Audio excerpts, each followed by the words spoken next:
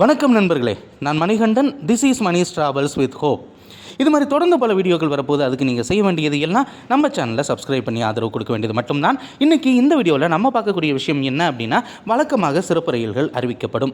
அப்படி அறிவிக்கப்படக்கூடிய சிறப்பு ரயில்களின் வரவேற்பு அதிகமாக இருக்கும் பட்சத்தில் அந்த ரயிலை நீட்டிப்பாங்க. ஆனால் அந்த ரயில் நிரந்தரமாக்கப்பட வேண்டும் அப்படிங்கிற கோரிக்கை ஒரு பக்கம் இருக்கும்.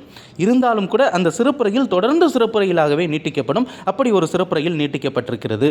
ட்ரெயின் நம்பர் 06190 அப்படிங்கிற நம்பரில் திருச்சிராப்பள்ளியிலிருந்து திங்கள் மற்றும் வியாழன் தவிர வாரத்தில் 5 நாட்களுமே இந்த ரயிலானது காலையில் 5:35 மணிக்கு திருச்சிராப்பள்ளியிலிருந்து புறப்பட்டு தஞ்சாவூர், கும்பகோணம், மயிலாடுதுறை, சீர்காழி, சிதம்பரம், திருப்பாதிரைப்புலியூர், விழுப்புரம், திண்டிவனம், மேல்மருவத்தூர், செங்கல்பட்டு வழியாக தாம்பரத்திற்கு அன்றைய தினம் 12:30 மணிக்கு சென்று சேரும்.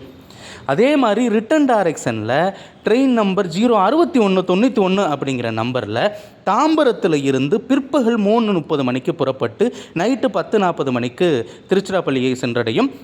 வாரத்தில் 5 நாட்கள் இயங்கக்கூடிய இந்த ரயிலுக்கான சேவை அப்படிங்கிறது நவம்பர் மாதத்தோடைய முடிவடைந்து விட்டது. டிசம்பர் மற்றும் ஜனவரி மாதங்களில், அதாவது நாளை தொடங்கி ஜனவரி 31 வரைக்கும் இருக்கக்கூடிய 2 மாதங்கள் இந்த ரயில் நீட்டிக்கப்படுவதாக ரயில்வேவின் சார்பாக அறிவிப்பு அப்படிங்கிறது வெளியிடப்பட்டிருக்கிறது. இந்த ரயில் பகல் நேரத்தில் டெல்டா பகுதிகளுக்கு மிகவும் பயனுள்ள ரயிலாக இருக்கிறது. காலையில் கிளம்பி மத்தியானத்துக்குள்ளே நம்ம சென்னைக்கு போயிடுறதுக்கு ரொம்பவும் வசதியான ட்ரெயின். இந்த ரயில் 2 மாதங்கள் நீட்டிக்கப்பட்டிருக்கிறது. ஆனால் இது போதாது.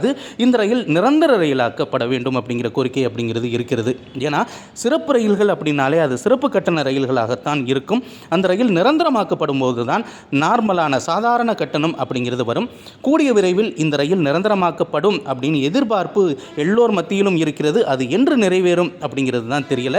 இப்போதைக்கு ஒரு ஆறுதலான விஷயம், 2 மாதங்கள் நீட்டிக்கப்பட்டிருக்கிறது. நன்றி, வணக்கம்.